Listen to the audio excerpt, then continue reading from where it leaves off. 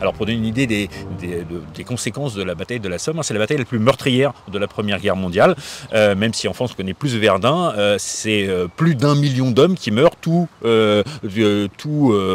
pays confondu, hein, enfin qui tombent au combat en tout cas, des nombreux blessés aussi, donc c'est une véritable hécatombe, c'est une boucherie dès le premier jour, hein, on parle de 30-40 000 hommes qui tombent au combat dans l'armée britannique le premier jour, c'est une situation irréelle. Pour ceux qui ont déjà suivi la chaîne TikTok, vous savez, on en a déjà parlé, hein, il faut imaginer que les Britanniques ils sortent de la tranchée, on leur a dit qu'il fallait être discret en sortant de la tranchée